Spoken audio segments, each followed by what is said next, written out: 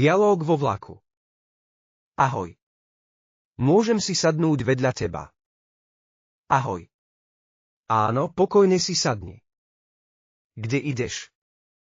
Idem do Bratislavy. A ty? Ja idem do Nových Zámkov. Je to pekný deň však. Áno, naozaj je. Slnečno a teplo.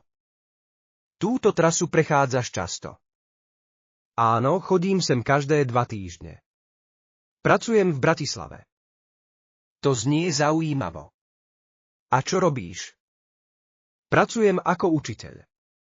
Učím slovenský jazyk. To je super. Mám rád slovenčinu. Som začiatočník. To je v poriadku. Každý začínal na začiatku. Môžem ti pomôcť. Naozaj. To by bolo skvelé. Samozrejme. Aké slová vieš? Ja viem povedať ahoj, ďakujem a prosím. Výborne. To sú dobré slová. Môžeme pridať aj ďalšie. Dobre. Aké slová by som mal vedieť? Môžeš sa naučiť slová ako kde, čo, kedy a prečo. Jasne. Kde, čo, kedy, prečo začínam chápať. Super. Teraz skús zložiť vetu. Kde je najbližšia stanica? Výborne. Urobil si to dobre. Ďakujem. Ako sa povedia dni v týždni? Pondelok, utorok, streda, štvrtok, piatok, sobota, nedeľa. Môžem to povedať? Pondelok, utorok, streda, štvrtok, piatok, sobota, nedeľa.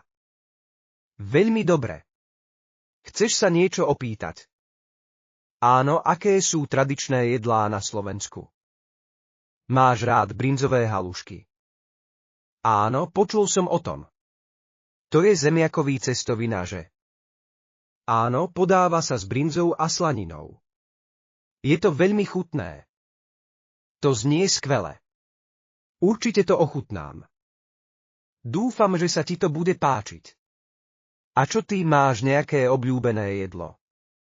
Áno, mám rád pizzu a cestoviny. To sú aj moje obľúbené jedlá. Zoznamujem si recepty.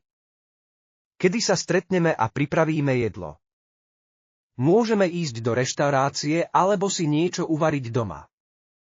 Doma je lepšie. Môžem sa naučiť recepty a ty mi pomôžeš. Dohodnuté. Teším sa na to. Ideme sa pozrieť na Bratislavu. Áno, rád ťa vezmem na prechádzku. Je tam toľko krásnych miest. Super. Musíme vidieť Bratislavský hrad a dom svätý Martina. Presne tak. A nesmieme zabudnúť na pešiu zónu. Čo si myslíš o kultúre na Slovensku? Je veľmi zaujímavá. Mnoho tradícií a zvyklostí. Aké tradície máš na mysli? Napríklad Vianoce a fašianky. Je to veľmi zábavné. Rád sa dozviem viac o tradíciách. Môžeme sa o tom rozprávať, keď sa stretneme. Teším sa na to.